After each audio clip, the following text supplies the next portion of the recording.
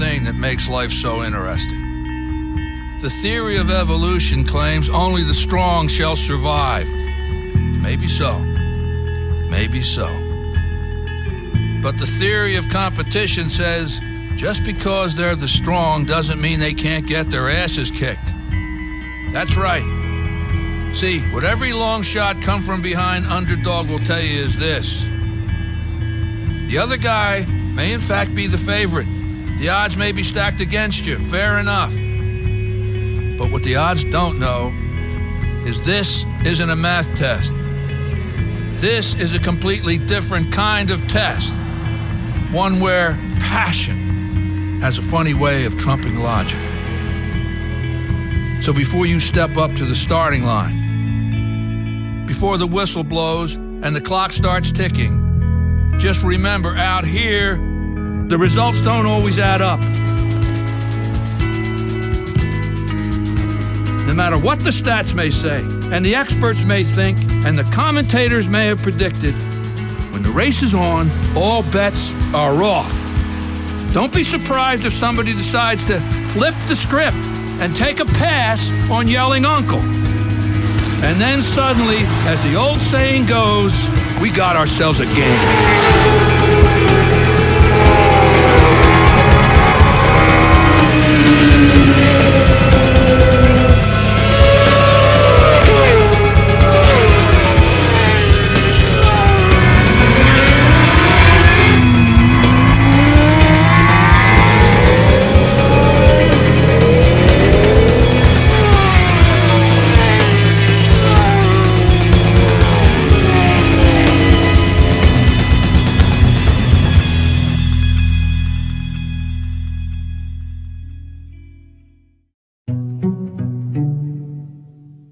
Whether or not you win this thing, you've got to decide how you're going to walk out of here when it's all said and done. Because the game is going to go on.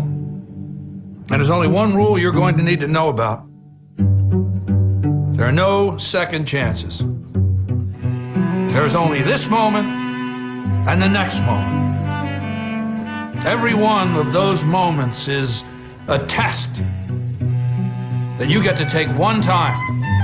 And only one time. So if you see an opening, tear into it. If you get a shot at victory, make damn sure you take it. Seize that moment. That moment is a crossroads where everything you want will collide with everything standing in your way. You've got momentum at your back. Fear and doubt are thundering like a freight train straight at you. And all you got, the only difference between making history and being history, the only thing you can count on in any given moment is you. It's you versus them. You versus no. You versus can't. You versus next year, last year, statistics, excuses. It's you versus history. You versus the odds. It's you versus second place. Clock is ticking. Let's see what you've got.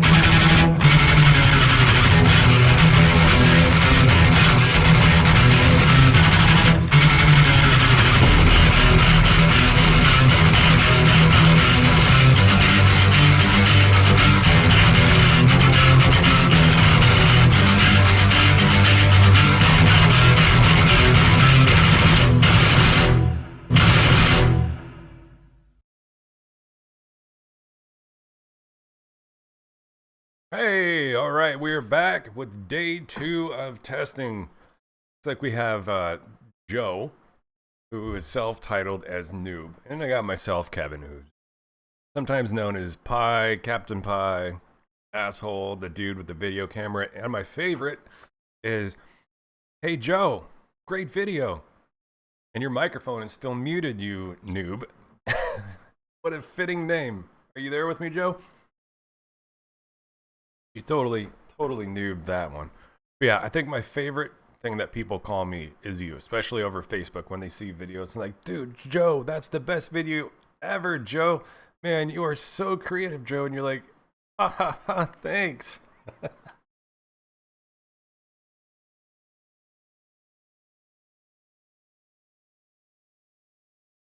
You know what? I think people might not be able to hear you actually. So give me 1 second. I think I need to add some desktop audio because I don't see the bar moving. No, I can hear you. I think I just accidentally cut your audio out. So give me 1 second. Desktop audio device default. All right, Now Joe. who's the noob? Yeah, that's what we're doing testing. All right, now people can hear you, Joe. What's up, everybody? You're coming through loud and clear. So you were talking about how everybody says, best video ever, Joe, and thinking that you're Joe or whatever. Well, for what it's worth, everybody calls Tomas and Max Joe as well. And I got a new one about a month ago at AFM. I come walking up and they said, "Hey, Max is here." They called you Max. Yeah, they called me Max. Of all things, I don't think Max is a bad one. No, not at all. It's a privilege. But it was weird having the tables turned, that's for sure. Oh, good point. I didn't think of it that way. What's the worst thing you've ever been called? A white ninja, except it wasn't ninja that they said. What did they say? I can't even say that word. Why not? It's a terrible word. Oh, the bad version of ninja? Yeah, the really bad version of ninja. Okay. All right, well, we got the chat up from what I'm seeing, but I don't think anybody's talking yet. I'm going to say something. Hello, world. Yeah. Well, you got to remember, this YouTube streaming thing is still new to people as well. Not too sure what it is or what's going on. I'd definitely be afraid to click it if I saw it. I'd be like, what's that? No. Must not do it. It's two dudes. Barday. I'll get the hand lotion. Dude, I totally should have grabbed a beer or something before I fucking sat down for this. Go get one. I don't think we have a huge audience. I got mine. Go grab a beer. I'll talk. BRB. All right. All right. So if anyone out there in For the Writers world is watching,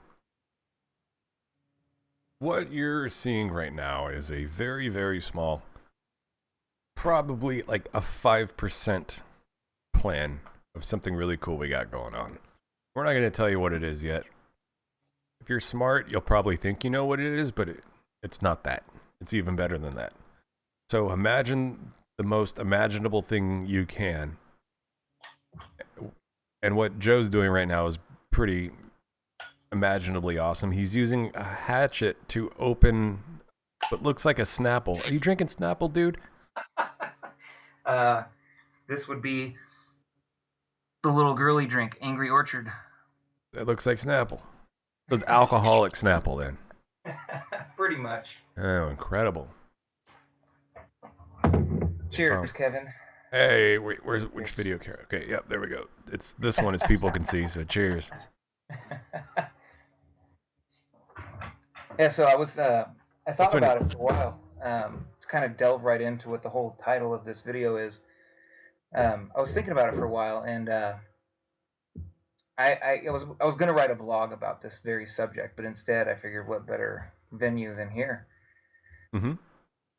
People petitioning themselves to be experts when in fact they're novices, before they've earned their stripes, because I think the AFM requirement is like 7 complete races. Well, let's back up. You got to remember, we have 3,000 subscribers, so they may not be totally aware of what you're talking about. So what we're talking about here is the AFM, which is a club racing motorcycle out here in California. I think we hit, was it 3 tracks?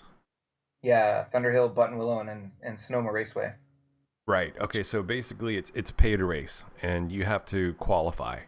You have to have certain lap times and certain. You have to be a pretty decent rider to get entered into the novice group. And you race for how many years, Joe, for novice before you can have the opportunity to advance to expert? It's typically 1 full season, so 1 year is the prerequisite to become an expert.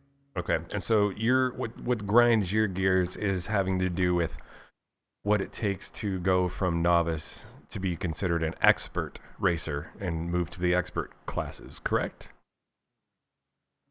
Is that it? That's it. Okay, all right. So now that we have the foundation set, yeah. What's on your mind? What's grinding your gears, bro? uh, every time I see or hear about a novice racer petitioning to the board, because the AFM is run as a nonprofit, so they have a whole board of directors and whatnot. Uh, Based on their lap times alone, oh, I do a such and such at this track, so I should be an expert, and then getting that status from the AFM board, that just completely boggles my mind. I mean, because you figure an expert means not just lap times; it means experience. It means the ability to be presented with a situation that might be out of the norm, in racing. Something weird happens, something bad happens, whatever, and the experience and the ability to know what to Right. do in that situation. Yeah, you took the thought out of my head. Was when I'm out on the track and I'm hitting, if you convince me enough to go get out in the A group, how many times have you told me just go in the A group? It's fine. I'm like, no, but they're so fast. You're like, no, just stick to your lines. You have good lines. This is you. You have good lines, Kevin. Just stick to your lines and you'll be good. What I notice is that the pros have absolutely no problem getting around me. They just adapt and go. So yeah, like you're saying, you have the term expert. I would like to think that the other people out there with me, we can race hard, we can race close, we can rub a little bit, and they're not gonna panic and freak out. Yeah, exactly. So go ahead and we'll continue on from there. No, I totally believe that that's what separates a Yeah. novice from an expert is experience. And so, based solely on lap times, to see these people, wanting to get expert status, it just, and then being allowed to have that, even though the rules state that it should be otherwise. I think those rules were great rules that were set in place in the first place. So I don't know. Has there been It's an just increase in this lately of people petitioning? I've noticed it more and more lately. Do you think this has to do with any generational issues of that's not fair? Damn millennials. No, I don't mean to go down that road, but I see it more and more every year of people crying that's not fair. Yeah. And I don't necessarily think that's not fair. It's the I want to accelerate my career path, my kid's career path, and that's the reason why I'm seeing this happen. Okay. But I've been noticing it more and more, and to the But, point now that it's actually starting to bother me.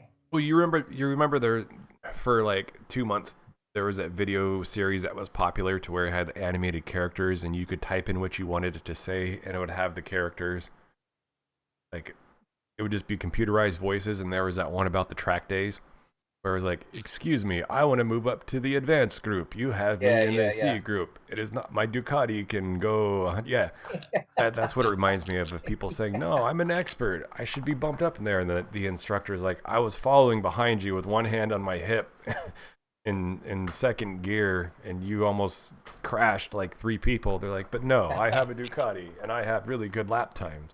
Yeah. That's what it's reminding me of. Totally. But yeah, I don't know. so you're noticing it more. What's bugging you about it, and why?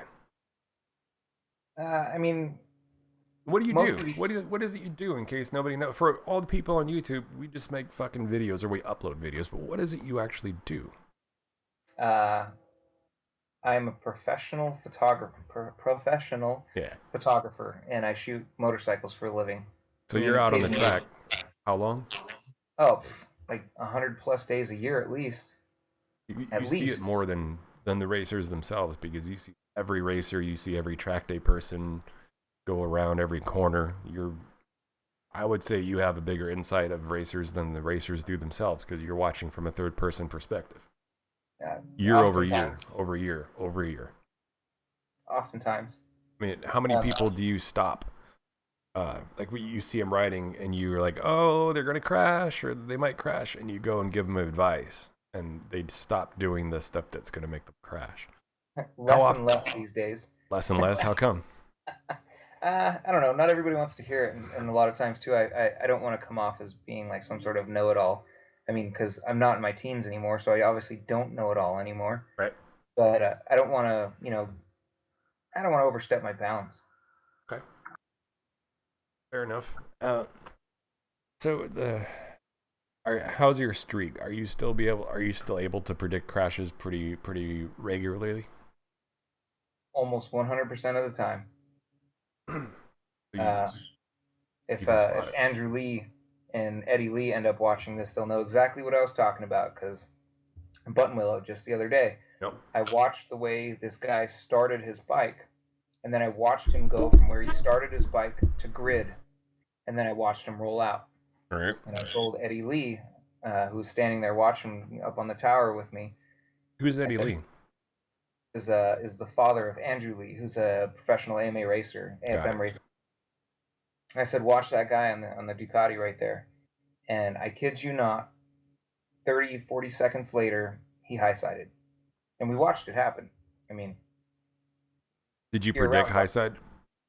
Nah, I didn't. I just said watch him because he was gonna yard sale. How did you identify that just from watching him roll out of the pit to the starting grid? I don't even know now. I don't even know. I just see it. I look at a guy and I watch how they start their bike. I watch the way they move on their bike. I see that they have absolutely no plan, that they're just excited, etc. And I see it coming, man. See it coming. It's very seldom that I'm wrong about calling a crash. And when it's wrong, is it because they got lucky or because you were wrong? I'm gonna go with luck. Like I've watched riders come around the track sometimes, and I'm like, how are they still lapping? I don't understand it. And you've recently done some photo shoots with Andrew Wheeler, the uh, The professional most photographer amazing, for the MotoGP. most amazing MotoGP photographer yet. Have you ever had the crash conversation with him? I mean, do you know if he has that same sixth sense ability or not? You know, I've never actually talked to him about it. All we ever talk about is Basel Basil? food. Oh yeah, Basil. he loves He's cooking, he's dude. from the UK, remember? Yeah. I've never actually spoken with him in person, but he has an accent, doesn't he? Oh yeah, big time. Big time accent, right? Yeah, borderline Cockney accent. He's a cool cat. I like that guy a lot. Have you ever met his dog? What is it, Thor? Thor is. Thor? Yeah. Nope, haven't met his dog. Hmm. It's crazy that you see more and more people are so they. What's the process like to get accepted to go from novice to expert? Like, do you have to have someone follow you or watch you, or what's the official way to get bumped up to expert class? I'm pretty sure it's just 7 weekends, 7 successful completed race weekends without crashing and all that stuff. So do lap times play a favor in that, or is it just not crashing? I don't think they do. 'Cause there's some pretty slow white plates out there. White plate being an expert. So, yeah, okay, what are the situations then that why are people being denied and still petitioning? Are they not hitting the 7 weekends, or have they crashed? Why are they getting denied to the point to where they have to petition? Well, it's not that they're getting denied. I'm talking about the people who have not completed 7 successful race weekends. I'm talking about the people who just simply say like, Um, oh, I do X amount of lap time here. I should be an expert. so they haven't even hit the criteria yet. They're just, oh, I'm too fast for these guys. Exactly. And for the people that you've seen bumped up, have you seen any incidents yet to where you've had any "I told you so" moments? I have not collected any statistics mentally about that yet. No. So Mm, I'm sure. I hope we don't. I mean, this is one of those cases to where it's great being right, but I really hope that you're wrong, 100% wrong, because the last thing we want to see is people fucking crash into each other and have an accident. I'm not even like predicting that per Right. se, with this. I'm just saying the whole ideology of trying to accelerate theirs or their kids' careers, that kind of thing, is just I don't know. It's pushing it sometimes too much. You keep saying kids' career. I do see more and more kids in the AFM. When you played sports as a kid, right? Yeah. Yeah, I did too. And my parents would watch from the bleachers. They would watch from the stands. But they never went to the coaches and said, "Hey, he needs to pitch. He needs to be for like." They never did that. But there were definitely parents all throughout sports as a kid that you would have the parents that would do that. You need to put him in as a pitcher. Well, we're going to lose the game. Your kid sucks, or he's not good enough yet, or he has talent, but he hasn't honed it yet. And then they would push the coach enough. And then the second we saw that kid walk up to the pitcher mound, we knew, oh shit, well, we're going to lose 3 or 4 runs right now. Hey, we got someone in the chat. You know who that is? What's up, man? Yeah, it's Conan. Oh, Conan's back. Okay. Too far away for me to see from here. Hey, Conan. But so it looks like that's translating over into the moto world now, to where we have parents that are doing the same thing of, my kid's better than this. Now, do the kids want it? Are the kids saying it too, or is it mainly driven by the parents, or are you not that connected to know who's the driving force? I'm fairly connected, but I'm just trying to choose my words carefully. No, I understand, and I'm asking the questions to stir up a little bit of controversy, but you're more than welcome to nodding. It's totally both. It's totally both. So the kids are pushing, and the parents are pushing. Yeah, and the individuals are pushing. Yeah, Conan, we're not ignoring you. The stream's on about a 15 to 30 second delay. So when you type it, we see it right away, but our responses are. There's always a little bit of a delay. That's actually one of the things we can change. There's 2 settings on here. One is basically allows for a bigger buffer. So if we have a lot of stuff going on, you don't keep seeing the spinning wheel. And then there's a low latency mode to where we see the chats more, but it's coming more straight from the computer. So I think our 3rd beta stream, we will attempt the low latency mode, especially since we're using the new program. And then we'll get a faster response time. Can you imagine in TV where they got the 8-second button, and that's got to be pretty stressful? I did that, dude. Oh yeah? No, yeah, I did. I was a radio producer for 4 years actually when I lived in Fresno, for a radio talk show, and we would have callers. And when you have people calling in, part of the FCC regulations is that if you don't want to be fined, you got to have a dump button, and it was an 8-second delay. And we would have callers that would call in sometimes, and kind of like how you got with the crashing. You know, you develop a 6th sense. Mm-hmm. You hear it coming? Yeah, so you can hear the tone of someone or the topic we're talking about, and my hand's like slowly moving over to the button, and it literally had that little plastic glass like a nuclear missile did. Because if you accidentally bump it, you dump your program. Yeah. So I would go like, oh, this guy's, he's going to do, I'd flick up the thing, and then as soon as I heard, you motherfucker, boop, drop the, I had 2 buttons. I would drop the call, and then I hit the delay out, and then would come right back in. But you can't let your guard down, because if one cuss word slips through and goes out in the air, the whole show's done. Oh, that's gotta be super stressful. It was stressful because it's, when you're doing the production, you got to be timing up all your commercials. You have to make sure all the levels are balanced. If the hosts are gonna request a song or anything of that, you have to be ready on so many different things. And the software was ancient. It was like Windows 3.1 tied to a touch screen. It had a touch screen, but it was a CRT monitor. And it was basically, the best thing I could tell you that it looked like was a BIOS. When you go to a BIOS setting on your motherboard, like when you boot up your computer where it's just like 2 colors, it was like that. And meanwhile, you have some 60-year-old dude cussing about Johnny Cash. Not fun, dude. That's funny. Does Conan still race? Nope. Conan does not race anymore. When was the last time he was raced?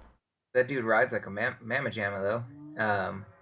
Dang, when was that? Conan, chime in here. 2009? 2010? What kind of bikes did he ride?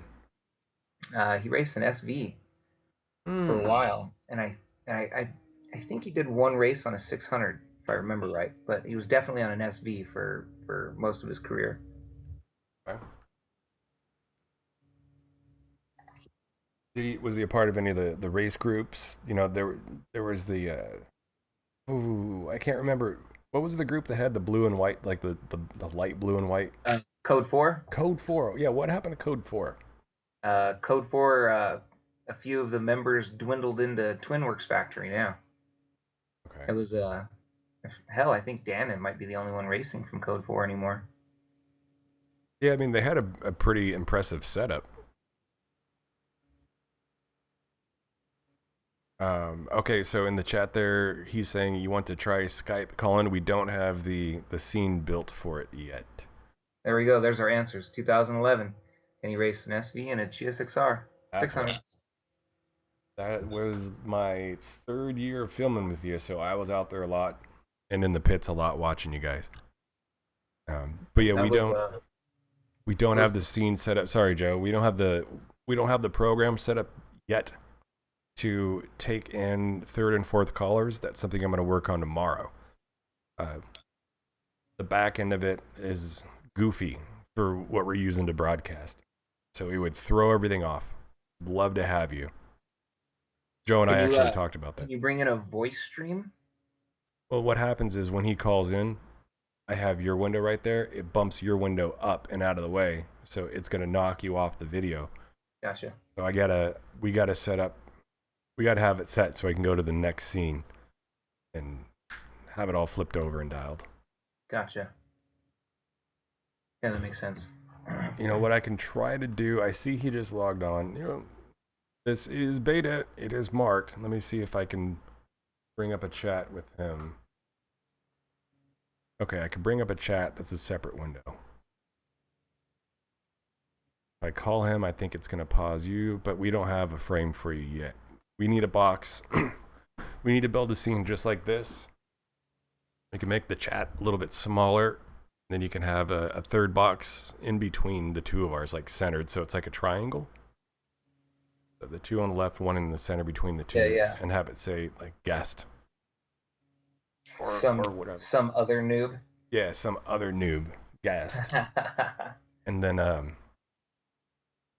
that way when they call in, I can just quickly snap to that window.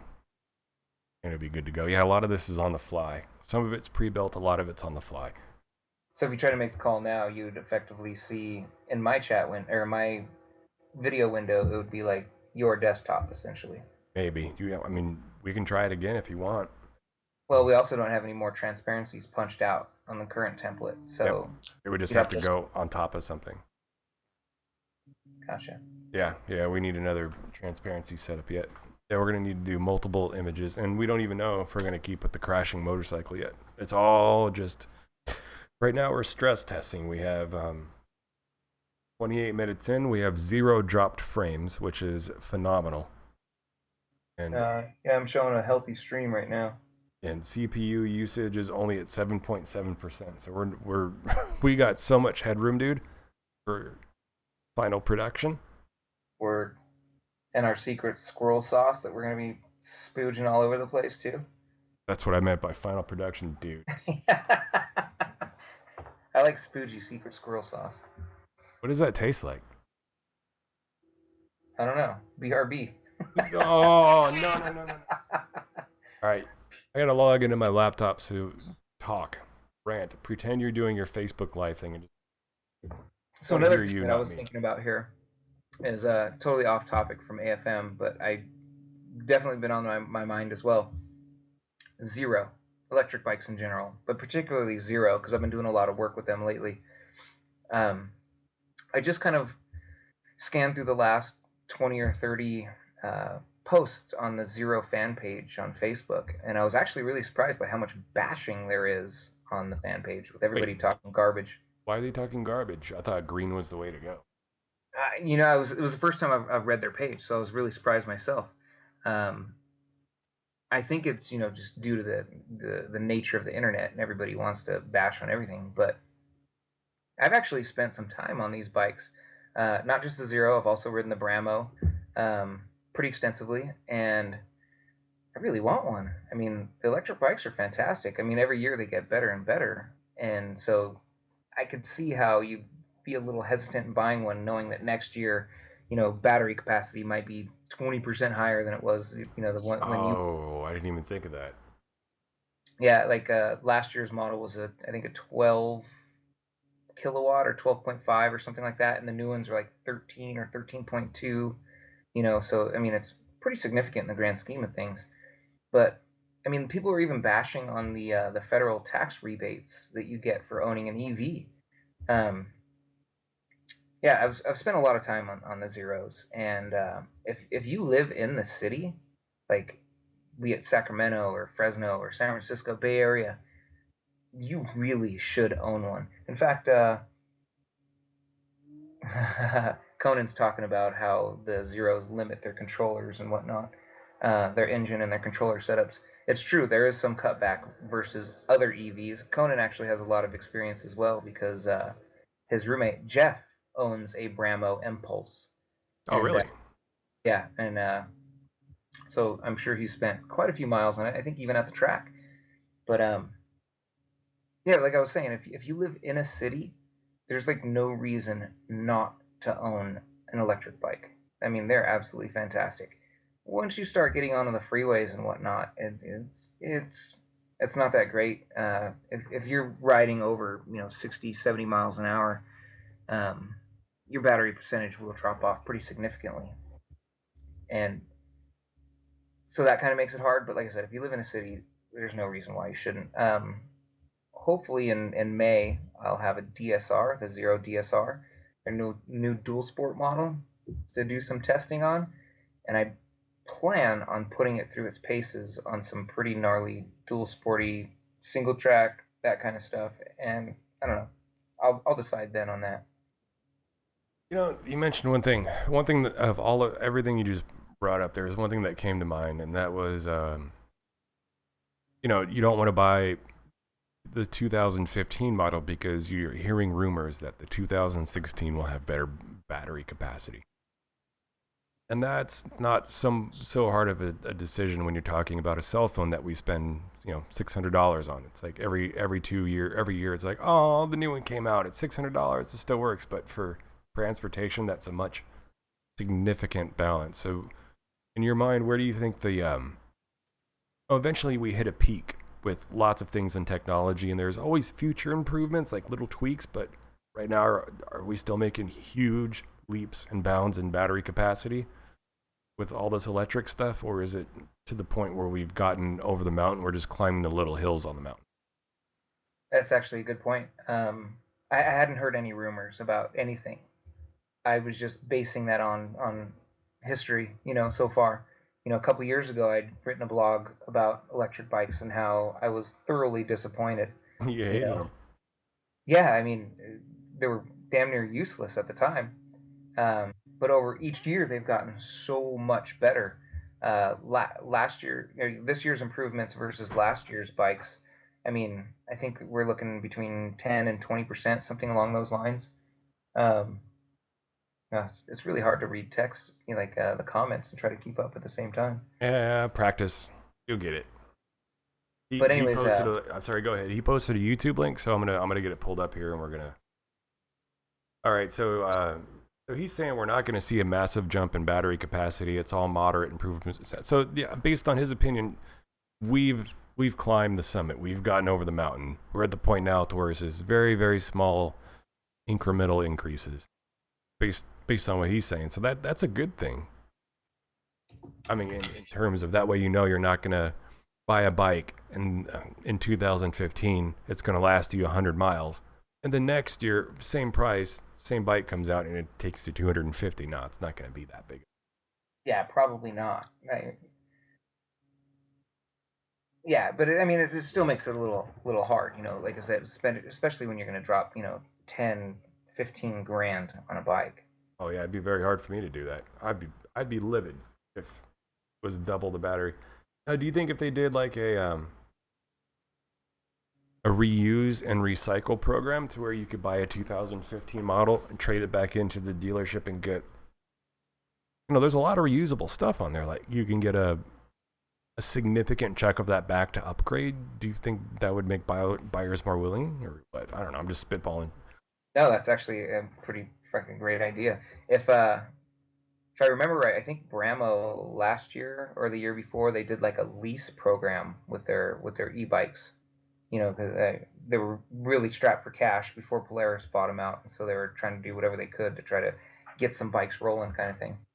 I'd be all about something like that. Like I never really considered leasing a motorcycle before, but that's actually. Are you guys listening to anybody? Lease me a Zero or a Bramo or a Lightning or a Energica or any of that stuff. Did I say that right? Energica? All right. You can go ahead and post that link now. Yeah, so with cell phones, they have a trade-in and trade-up program because it has batteries and a lot of stuff. So they take them, like you could go to an Apple store, for example, with a cell phone. And depending on how new or old it is, you get a certain amount of money back. That gets sent off, it gets refurbished, and it gets sold as a used phone somewhere else. So you get a big chunk of money back. Yeah. All right, I'm gonna have him repost that link if you want to take over the show for a second. Okay. So, if you EV guys are listening, design some sort of lease program. I mean, gap insurance or whatever. Everybody's going to crash their bikes, I'm sure, but hopefully not. Put on the spot, and I go blank. Now I'm just watching Kevin type. Oh, well, how much? You said it's a significant amount of money, which, I mean, bikes are, especially new bikes. What would be the price you would be willing, what percentage would you be willing to get back? What's the lowest percentage you'd be willing to get back if there was a trade-in, trade-up program? 50%, 60, 70, what's your mark? Oh, I'd absolutely do it for like a 50% loss. In value, in loss on my money on that makes sense. 50%? Yeah, I'd do 50%. I don't know if that's unreasonable or not, because I tend to be pretty unreasonable most of the time. Right. But I think that getting back to my point though, about the whole bashing and stuff like that, a good majority of the people that I see bashing on all of these bikes, on all the electric market and whatnot, guys saying like, oh, I'd never give up my Harley for an electric bike. It doesn't make any noise, and my R6 is better than your Zero or whatever. It's not even the same. It's totally different. Why? I got the video playing now. Sorry to cut you off. It just started on its own. All right.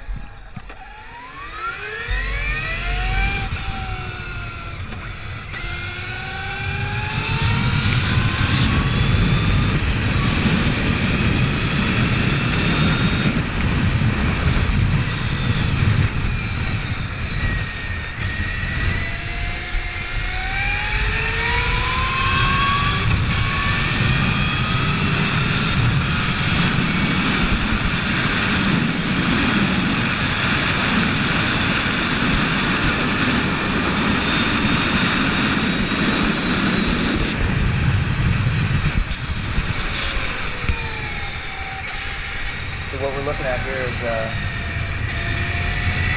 Bramo.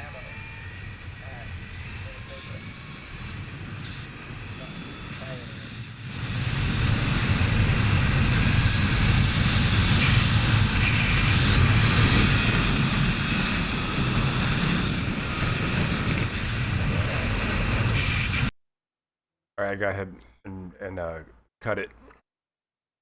I got to play around with getting live links posted live. It looks like the Impulse RR at Laguna. Yeah, like I said, I don't know who's riding the bike. Looks like it says Refuel TT 2013 Bramo Impulse R. The description of that was Refuel 2015 with Speed Ventures, the 5th electric production motorcycle class with a 159 lap time. That's not a whole lot to boast about, honestly. Well, he said he had to go out on cold tires, so it was a bit. It's crazy how they deliver power on those e-bikes, man. Have you ever ridden one, Kevin? No, dude, I've wanted to so bad. To be honest, I haven't driven an electric vehicle ever, other than go-karts, like at the indoor go-karting places. Yeah. So the first time you're going to get to hop on an electric bike, I mean, what do you think it's going to feel like? Basically, one super long tall gear, basically click, and then it just keeps going. I don't know. Are there gears on it? Do you shift, or is it just one like? Because I remember a little bit. I'm cheating, but I remember a little bit from Lee big in Bosing Worthington. You Oh remember? yeah. I Lee remember. Biggenforth? Yeah, I remember editing the video from him and hearing the bike, and also the no engine braking.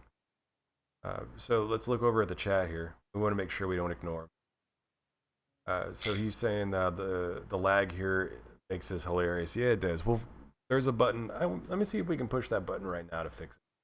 Oh, okay. So Conan posted. He said that that was him riding the Impulse R. That's not even the RR. He must have made bodywork for it or something. And he says that it was his first day at Laguna. Conan, as a racer, I expect you to learn any new track in 5 laps and be at pace. So you Is that the standard or is that the Joe made up bullshit? uh, most people will disagree with me, but I wholeheartedly believe that if you go and you find your apexes, you find your exit apexes, you should be able to be at pace in just a few laps. Right. I can't switch the delay yet. I have to take the stream down and then start it up again. Gotcha. But I'm actually gonna start working right now. I got to do some late night stuff. So, what do you? What is riding an electric bike actually like then? You said, what do I think it's like? What is it gonna be like? Am I gonna get to ride one day? Yeah, absolutely. Going the very first time I ever rode one, I had like this, I don't know. I guess I was nervous. I was like, how am I going to know when I need to shift? Because the first one I ever rode did have a gearbox. It was a 6-speed on the Bramo. Okay. Do So all I of them was have shifters or some of no. them? I think it's 50-50 right now in Okay. the whole market. Maybe even actually, Bramo might be the only one with a gearbox now that I'm thinking about it. I'm not sure about the Energica, whatever it's called. Um, but yeah, I'm so reliant, on petrol motors for the sound that they make. That's how I know I'm in power band. That's how I know how fast I'm going. Right. That's my gauge, my sense.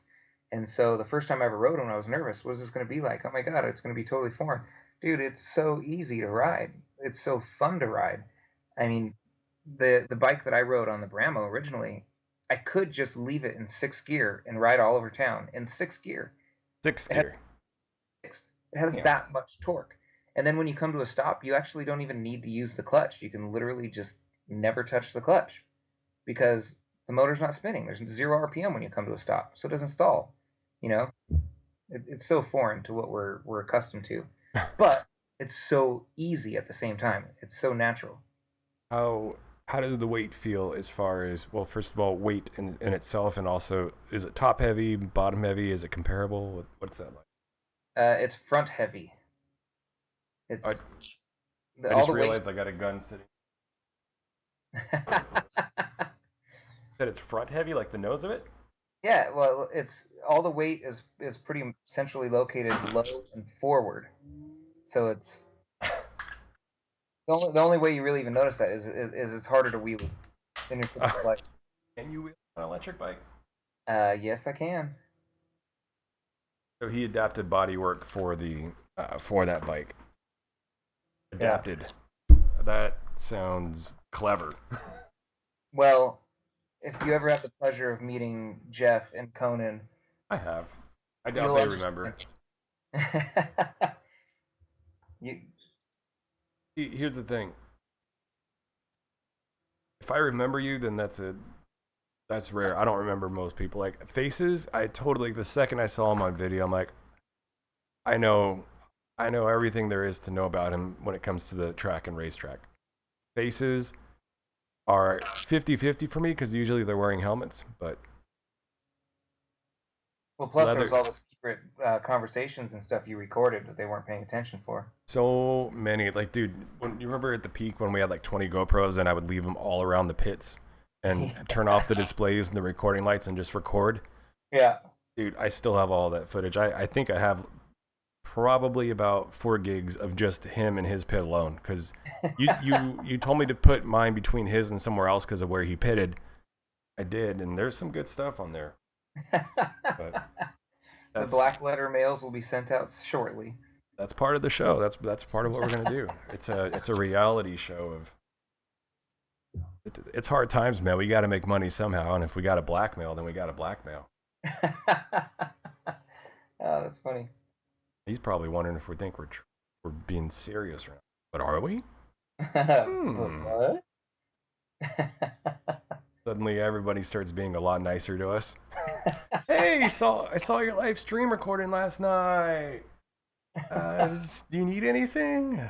It was fantastic, man. Discount or a free car? How about it? You want a slightly used car? Here, take it. We're good, right? We're good. Bro, I haven't talked to you in like 4 years. No, we're good though. You remember that time that I got bullied, so to speak, into deleting footage off my camera? You weren't there.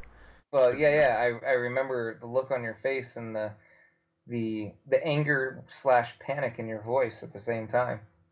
Anger / panic is very accurate. I got bullied into a corner. They took my camera hostage and they said, until you delete this footage of our racer being very, very inappropriate, we're not giving your camera back. And I think it was 2 or 3 dudes twice my size backed me in their race trailer. Oh, yeah. Fuck. We need like a bat signal, dude, so you can just like shoot up a flare, and then I'll just come from wherever bush I'm hiding behind. Send up a flare, a Joe flare. Yeah. It's like the Batman symbol, but it's just the 4 up on the clouds. Come out like dun dun dun dun. Yeah. Smack. You know what I would. Conan says Joe is always serious, never jokes. Yeah, you're always joking. The funeral face. Do you want to describe what the funeral face is, or is that for another time? I think we need to hold on to the funeral face for a bit. Sure. Because that's, honestly, I don't even know how to approach that topic. Yeah, good point. How about the other one? What's the other one? I'm stuck on funeral face right now. No. God, man. There it is right there. That's the funeral face. Oh. That's why I got the camera pointing in the back of my head so you can't see. I can see it because I'm looking at the front of your head right now. Yeah, I can see it. Yeah. For the one of you that's watching, I have 2 cameras. I got one mounted up there. That's the one Joe sees, and then I got one pointed behind. Yeah, so Joe sees the top-down version because he likes to look at my crotch. And for those of you watching me, I'm just on my laptop with a webcam. Give me a tour. In my garage fist. Why is it? What, garage fist? What does that mean? Give me a tour. Garage fist. All right, here we go. Tour commencing.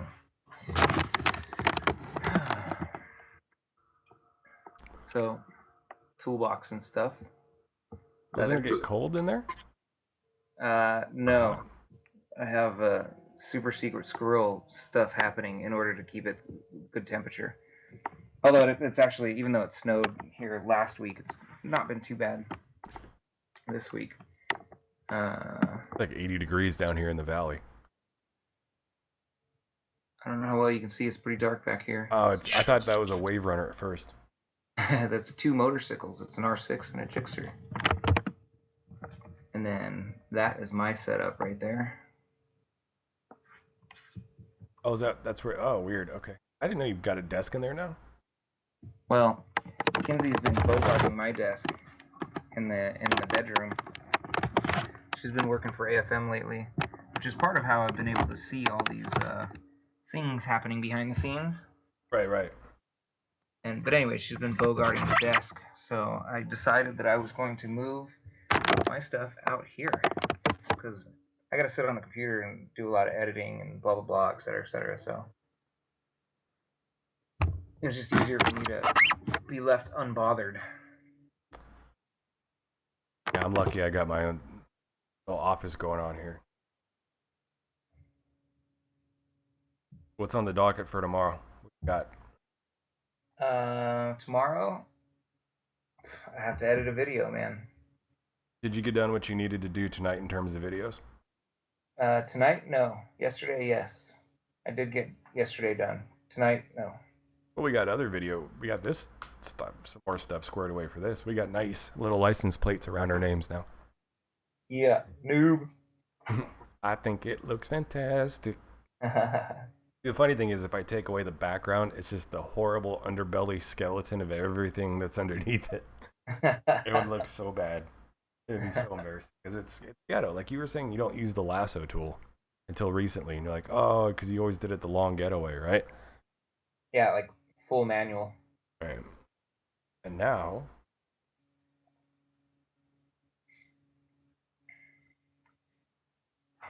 oh, you man, I got nothing else. I want to ride a damn electric bike now, though, because I wanted to take my 954, take it to that shop that they were saying on Facebook. And okay, so we got him saying, "Hey Joe, any chance that the Jeff Bramo footage will ever turn into something?" Why are you talking to him back in chat?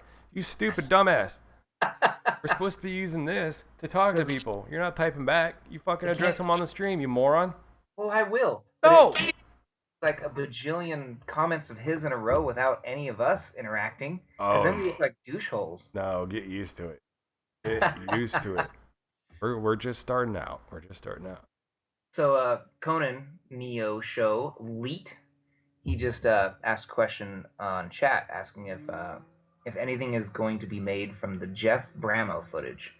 Well, to explain what he's talking about, like a bajillion years ago, 2 years ago I think it was, I did some filming because I was working for Bramo putting together some commercial spots, and that's actually how I was properly introduced to Jeff. I'd met him a few times in passing at the racetrack, but anyways, we went out and did some hooligan stuff on his Brahma. Well, he did. I just told him what to do, and he said, "Is that possible?" And I said, "Just fucking pin it, and you're golden." Okay. So yeah, we have some fun footage. Maybe two wheels off the ground at some point in time. Maybe big smoky burnouts. Wait, That on kind which of bike stuff. was it again? On a Bramo electric What the bike. kidding me? Dude, like, so on electric bikes, usually you can hear like the chain drive, you can hear the wheels on the ground, when it's in motion. The wheels on the ground go round and round. But when you jump them, they go completely silent. Wow. Completely silent. They just fly through the air silently, not very gracefully, but at least with Jeff riding it. But your nose heavy. Yeah, so that's what Conan's talking about, and I've been sitting on this footage for like 2 years because that project fell through with Bramo. But What happened with Bramo? Are you at liberty to discuss or no? yeah, it's all public knowledge. They were bought. The company Bramo was purchased by Polaris Incorporated. Oh, that's why we were doing the other video for. Yeah. They didn't want the Bramo logos on there because it wasn't Bramo anymore. Exactly. Okay. So they're now Victory motorcycles powered by Bramo.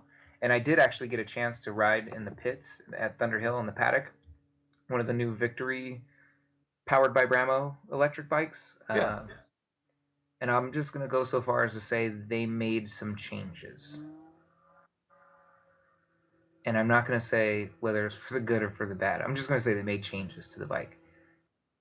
And I will say that I really, really, really liked Bramo's original product. It was fantastic. That doesn't sound promising, dude. Well, I mean, it's mass marketable. It's better suited for mass market now. I'll say that. It's not as well suited for us, guys like you and me, who are really pure about our motorcycles because it's motorcycle. Okay, I get what you're putting down. Yeah. Yeah, I would really love, because I want to take my CBR 954RR 2003. Okay, so in the chat here, he's also says thought that might be the case. What would it take to get something made out of that? He's asking what it takes to make something of that footage that we shot. Yeah, I tried to reply in text and on the comments just now, and I put a lot of dollar signs and exclamation points, but it errored out on me for whatever reason. It says that I can't send that message. It probably thinks that I'm spamming my own channel. Okay.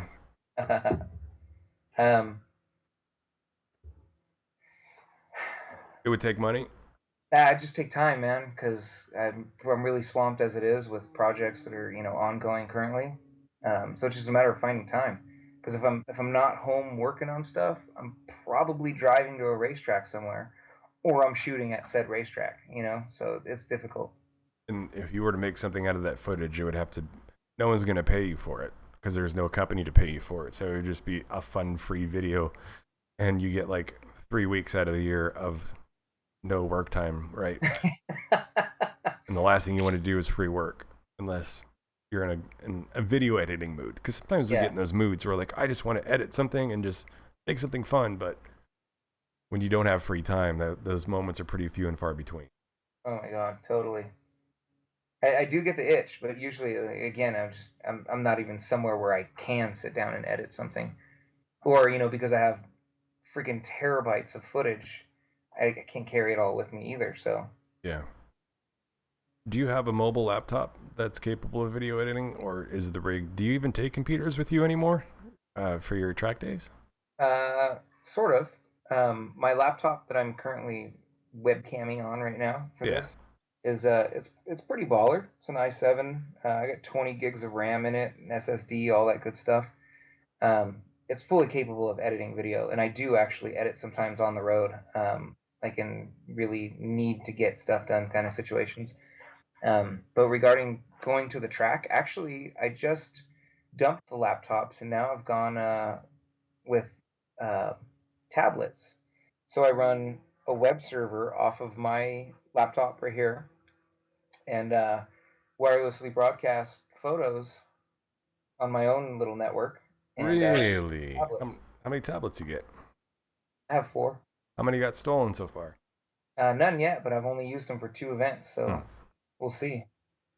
Kinsey was worried about that as well, and I said that the repercussions would be very great and severe Let that should be a somebody message. steal from me at the racetrack, or anybody really. It's kind of fucked up, but you know we're all supposed to be homies looking out for one another. Yeah, I remember. Speaking of that, I remember there. Were you there? It was AFM. It was at night. I think we were walking around, and there was that weird dude. It was at Infineon, Sears Point, Sonoma Raceway, whatever it's called this week. It was nighttime. It was a Saturday Sunday race event, and it was Saturday night. And there was some sketch dude who was sleeping, or he had a truck or something parked on the incline up to the top part around where Turn 2 is. And he was walking around all the trucks and trailers and looking in, and like half the pit woke up and swamped on this dude, like watching him, talking to him. Everyone was looking out for each other, and eventually security came over and took him and kicked him out. Do you remember that? I don't. Oh, maybe you weren't there. I don't know. I was with somebody. It might have been when I had Matt come out film with me, but it was really cool to see that everyone was kind of keeping an eye on everyone else's stuff. And if you weren't watching your stuff, somebody else was, in a good way. And then when Yeah, there was yeah. someone there that didn't belong, everyone could sniff it. Everyone just sensed it and they jumped on him. So yeah, he's saying that he would probably he blah, blah, blah. Well, I'd probably be willing to throw down on something as a gift to Jeff at some points. But Neocho1337 is saying. I wonder if that's Neocho Elite. Yeah, that's definitely elite. It's Oh, Neo Show. Neo No Show? Neo Show? it's. I'm guessing if it's Conan, it's probably like the Neo show, like Neo from Matrix, because he's all elite and Neo and stuff. But he ain't got nothing on this zero cool action, bro. Oh, cool. Ever seen Hackers? Oh God, yeah, in like 1997 or whenever it came out. Angelina Jolie, bro. Angelina Jolie was in Hackers. Yeah. What? I don't even fucking remember her character name. Work. Hold on a second. You're getting buzzed. Oh, so you were talking about AFM people watching your back and watching your stuff, kind of stuff. Uh, Last year, dude, fucking one of the corner workers went into the office, or the where registration and stuff is for AFM, and went in there and stole laptops. Kinsey's laptop was one of them, actually, and she had a bunch of personal stuff on there for for her schooling and stuff that she's doing right now. So it really fucking threw a giant wrench in the entire situation. So, dude, it could happen, man. I mean, sometimes assholes are just pop up everywhere. What if it was the same people that oh no, I'm sorry, I read that wrong. So Neo Show's saying he has seen hackers. I'm like, real hackers? Oh no, we were just talking about the damn movie. Yeah. And the And it's screen great. name predates The Matrix. What is he saying about Mississippi? What does that say? I think he says something about having four eyes but can't see. Old joke about a tiny town in Mississippi being leet. Was that a joke at me, you dumbass? Good dick. Oh wait, no, you got glasses too, so fuck off. Four eyes, bro, can't see. I'm all leaning in. Doing the same thing. Yeah, What's that's funny. knee 17? Saying something about peeing in a joke town? What? I can't read it. Fucking squatters' rights, man. Squatters' rights, Mississippi. Where out of all the places you've lived, what's your favorite? The China or wherever the fuck it was. Oh, when I lived in Korea, Yeah, that yeah. wasn't my favorite. I mean, it was rad. I lived in Seoul in South Korea. It was Dude, when are we definitely gonna cut rad. your hair and do a mohawk again? Uh, is that better? Oh, tight. Look at that. Screenshot. All right, so sorry. What were you saying? You live. What was your favorite place? Dude, I don't even know, man.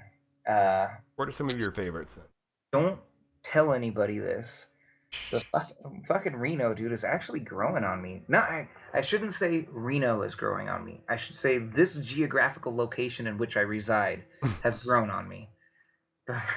Take away the Reno, people.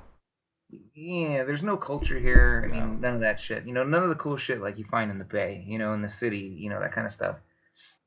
But fuck, dude, I mean, I got thousands and thousands of miles of BLM at my disposal, like for any want and need for my hillbilly actionness. You know what I mean? And you got nice hot weather, and you also have snow. You have a truck, and you have a dirt bike, and you have a street bike now, and so many places to go explore. Oh, I wish a situation presented itself to where I live there. I just wish I would take everything I have here, my job and all the fun stuff in the garage, put it there. God, that would be so great. And also, the laws there are so much nicer. I agree, and it would be fucking rad if you lived out here. That's for sure. We used to live together. You remember that? A couple times. A couple times. And SpongeBob coming down. Or I'm coming up. No, no, no, no, no. Kevin, I'm naked. God, man. You love being naked so much. Like, Do man, still do. it's just guys. I mean, we're just guy stuff. No homo. We just Joe walking around naked around the house. Like, and Yeah. there was no apology. There was no like, oh, sorry. It was just like how if you were to pass someone in the hallway, you just, what's up, dude? And there's Joe's dick. It's like, hey, Oh, good times.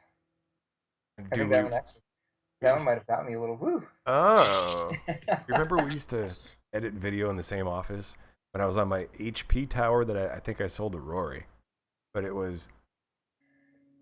I had one monitor using Sony Vegas, like editing some of our first videos, and you'd be on the futon on your side working on your laptop. I got a picture of it somewhere. Oh no, it was I would have my desktop, but I had like a tote that I made as a little fucking futon desk. Yeah, That's what it was.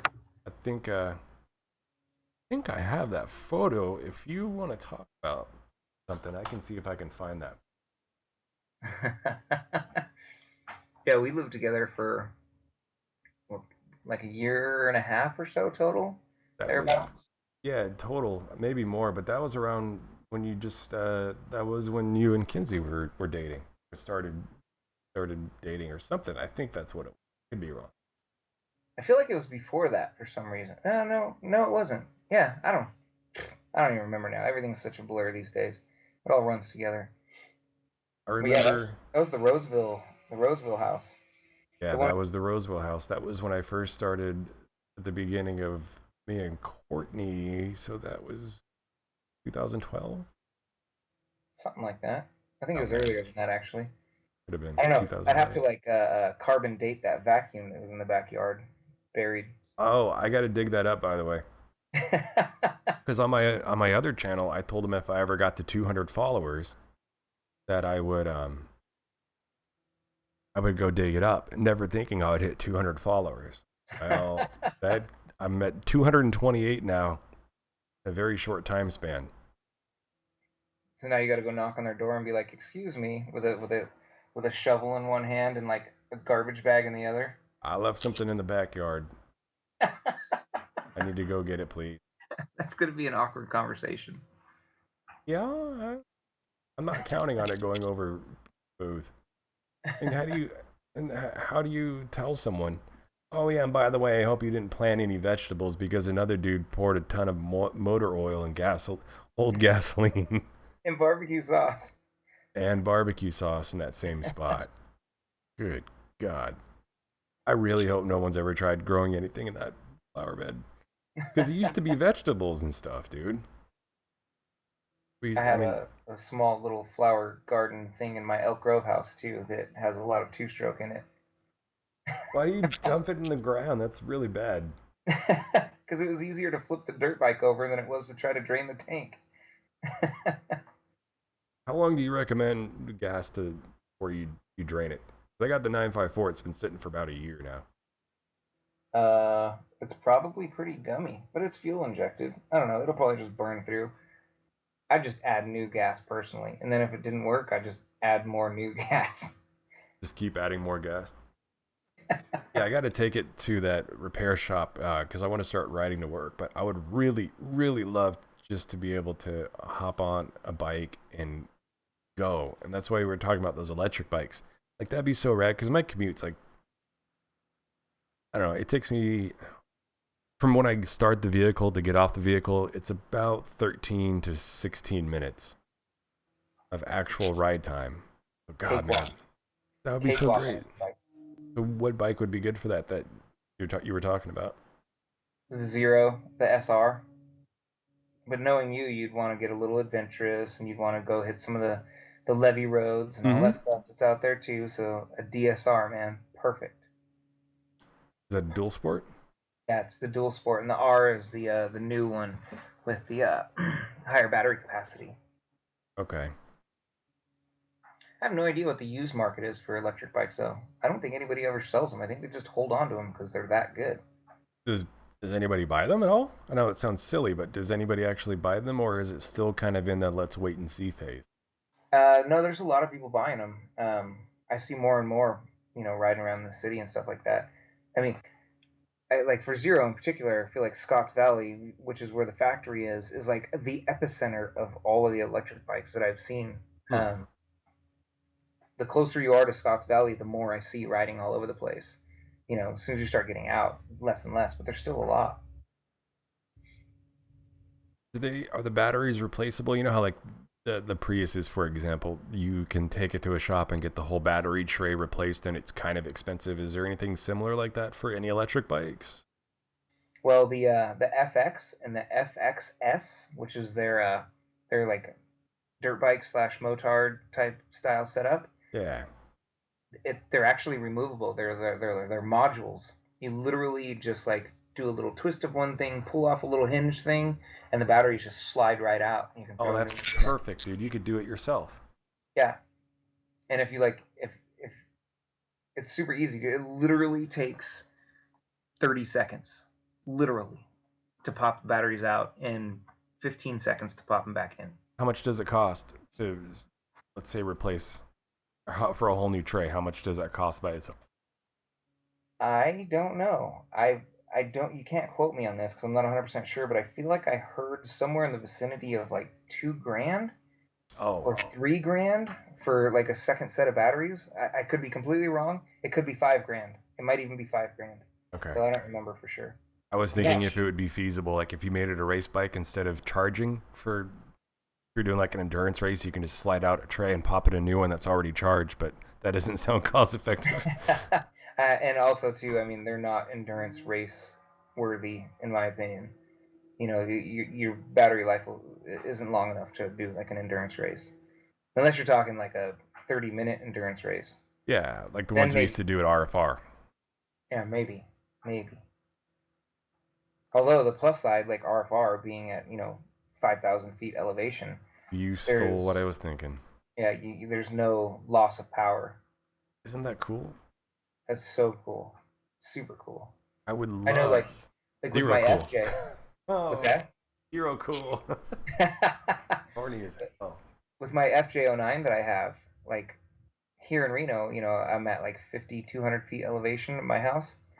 Uh, it's kind of hard to wheelie in second gear without clutching it up. And I get down to the bay and stuff, like, sea level. Yeah. Third gear, it's like, hurrah, you know? I feel So, I bad mean, for people who live in higher elevations their whole life, and they have like fast cars. I know it's all relative, so it's still faster than their regular car, but then you bring it down to the hill, and you're like, oh my god, this runs so much better. Then you got to go back home to the higher elevation. And then you also see those people who do car reviews where they do quarter mile times, and magazines, and they do their testing at tracks that are elevated. Like, why would you do that? Why not come to California to where it's zero? Because you want the best lap times is possible, right?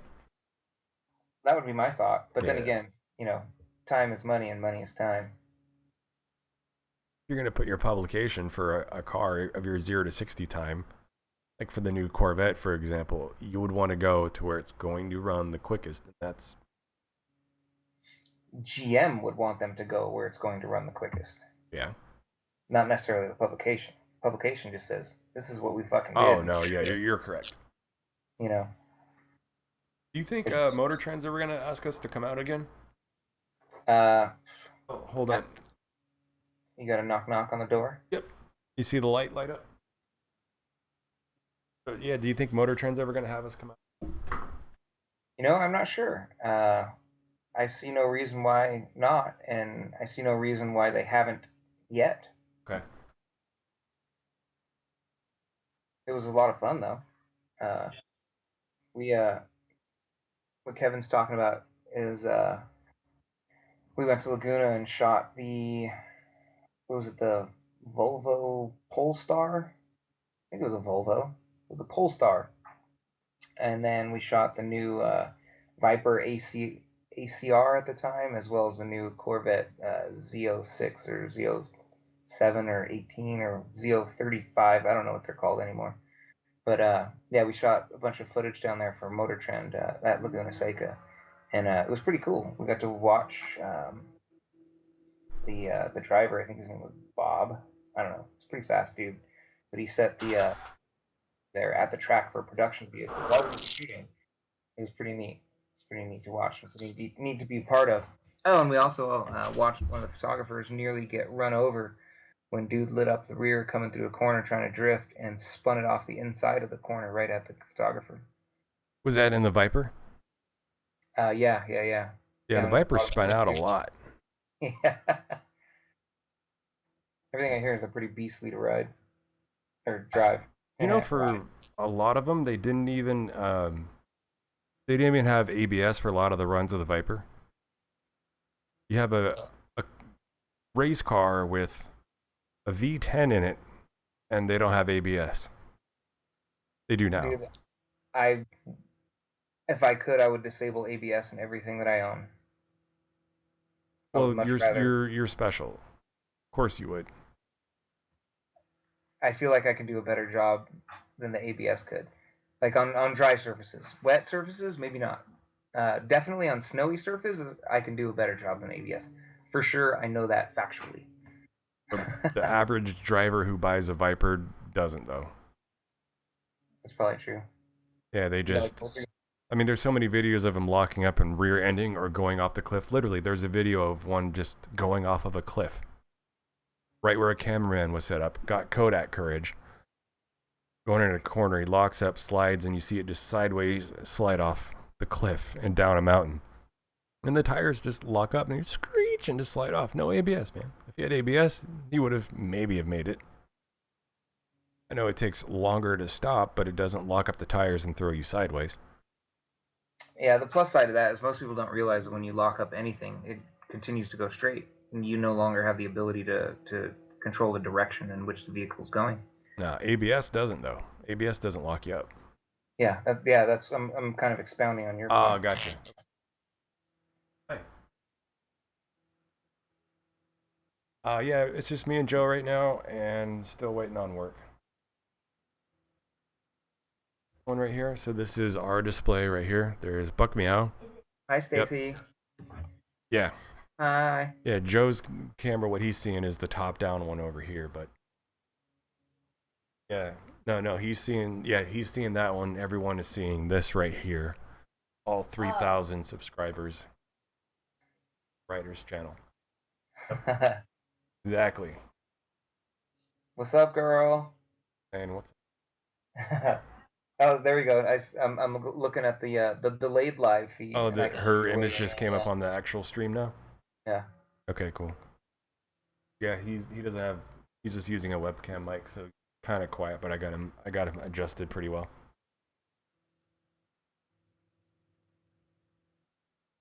Hmm? What? With what? We're live streaming. We're just live streaming, and we're just motorcycles. It's just us two and anybody else who's watching. You got people in chat. It's just like the video game chat, except these for the writers' video subscription. So we're doing it on YouTube now on a public. Yeah, we're literally live on YouTube to the entire world right now. The entire world can see. So we have subscribers all across the entire globe that, depending on what time it is, they could be watching. Well, there's people who like to lurk. Well, so you don't want to call people out that are watching if they don't want to be.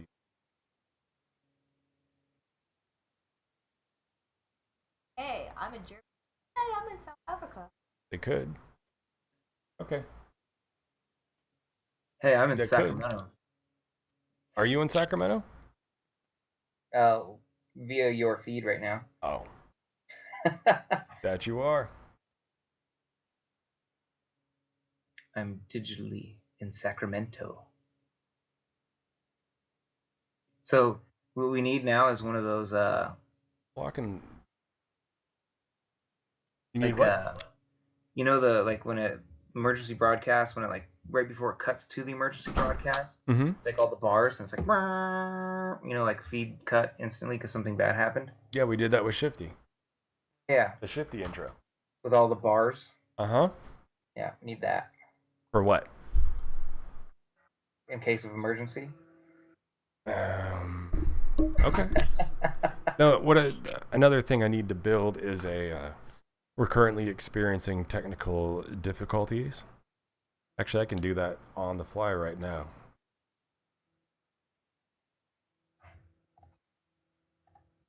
Oh, it's the one from The Simpsons. So Difficulties. Go ahead. I'm really looking forward to the things that we're going to be doing here. Sucks that we can't talk about it. Yeah, but it's going to be rad. I feel like it's going to require some like satellite assistance support kind of shit. No, we're good. Because you got to remember, I've done this already on my other one, just not the same content. Yeah. So What are we looking at for like run times and stuff too? Oh, that's fine. Just as long as I don't want to give away too much info, but I mean, so we're at an hour. There we go. 19 Technical minutes. difficulties. Please stand by. Screen is now up. I just need to equip the sound file to it. All right, back to us. There we go. We're at an hour 19 now. Yep. And I have 0 dropped frames. CPU usage is at 9%. Not too shabby. And it played that YouTube clip just fine, loaded it straight from the website. No issues, no drop frames, no nothing. We have to come up with some sort of format where we know we're going to cut and do this and do that. Not really. Because with what I'm doing right now, I just hit a button. I go to studio mode. And like right now, I'm going to build another scene while this main broadcast window's up. So it's, on my end, it's just going to be really fluid and easy. I mean, as long as you know that I'm guiding it. Yeah.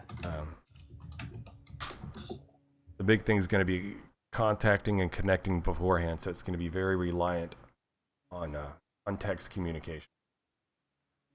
That way I won't be able to take phone calls unless I run a commercial. That's the great thing. Oh, I just lost my window. Get it back.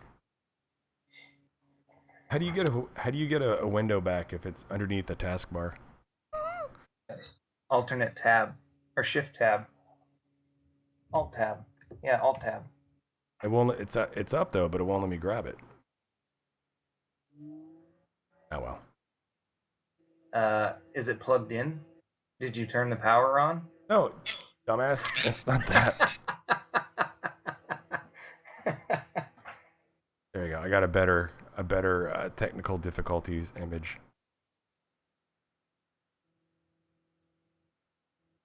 There we go. I'll go ahead and switch it over. Yeah, I'm getting tired. Okay. There we go. Well, you'll see it pop up for a few seconds. Well, do you want to call this then? Yeah, Call it a night. See this technical difficulties real quick. Watching the live feed. Yeah. On a delay. Has it got audio and everything? No. I can do that later. Do like kind of an elevator music ish. You don't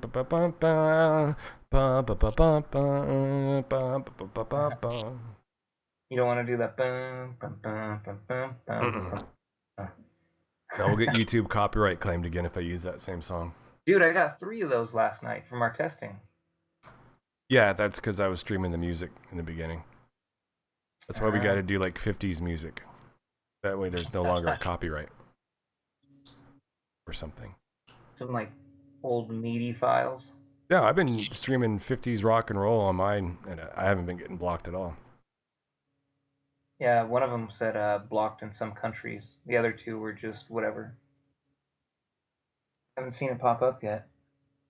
Oh, it's because it wasn't playing. Yeah. Whoops. Nice job. Yeah. Okay, whatever. Well, Joe, it was a pleasure talking with you. Thank you for your time. Thank you for all your work on this. We still got some more work to do. Dude, likewise, man. Yeah. Putting your heart and soul into this shit, bro. Thanks. Yeah. Now, what we need to do a prime time. So we've been doing this at like 9 o'clock when most people are in bed. Do you want to shoot for a 5 o'clock one sometime this week? Everybody's going to be driving home from work. 6 o'clock? I mean, my show starts at 6. So if people are driving home from work, they can pull it up on their phone. Word. Yeah, let's shoot for... Or we could do 4. Let's shoot for like a 7 or a 5. Yeah? Sounds good. Or a both. Alright. Okay. I'm going to play the banquet video, everybody's favorite, as a bleed out. And Joe, pleasure talking to you. Thanks for being on the show. You all have a good night. We'll see you later. Take care. Watch our video. Everybody. Subscribe. Oh, wait. Guys, don't forget to hit the like and subscribe button. We're uploading new content every single day. So please make sure you leave a comment of what you liked, what you didn't like. Go ahead and hit that subscribe button. For all you new people, tell your friends. Go ahead and tweet it on Twitter. Make sure you like us on Facebook. We got forthewriters.com on Facebook. Joe's going to be making an appearance at the local DMV tomorrow with the Starbucks in hand. And go on for days. All right, you all have a good night. Enjoy the video as we go to bed. Take care.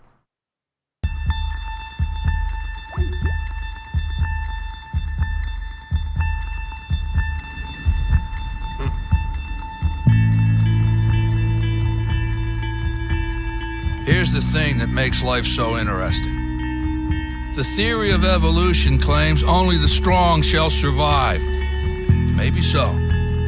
Maybe so. But the theory of competition says just because they're the strong doesn't mean they can't get their asses kicked. That's right. See, what every long shot come from behind underdog will tell you is this.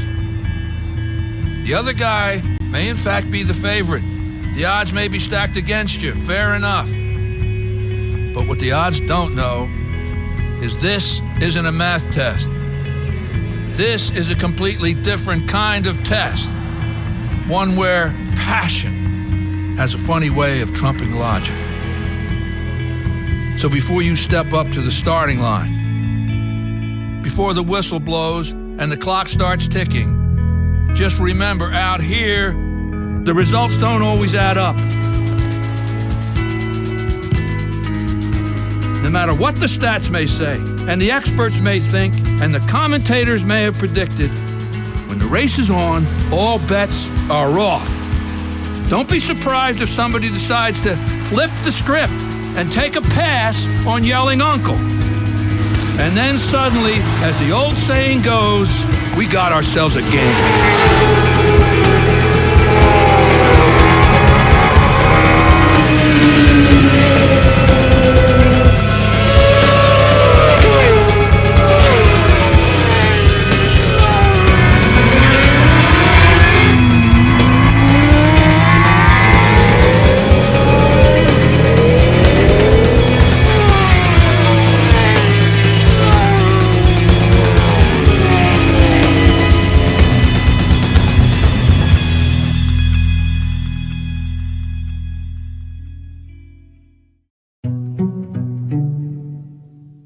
Whether or not you win this thing, you've got to decide how you're going to walk out of here when it's all said and done. Because the game is going to go on.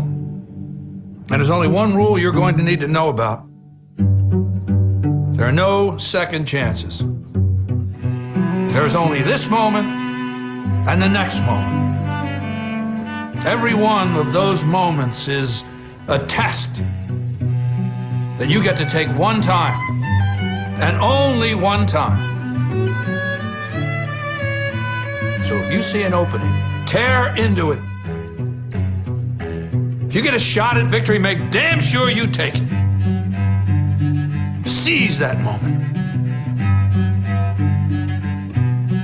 That moment is a crossroads where everything you want will collide with everything standing in your way. You've got momentum at your back. Fear and doubt are thundering like a freight train straight at you. And all you got, the only difference between making history and being history, the only thing you can count on in any given moment is you. It's you versus them. You versus no. You versus can't. You versus next year, last year, statistics, excuses.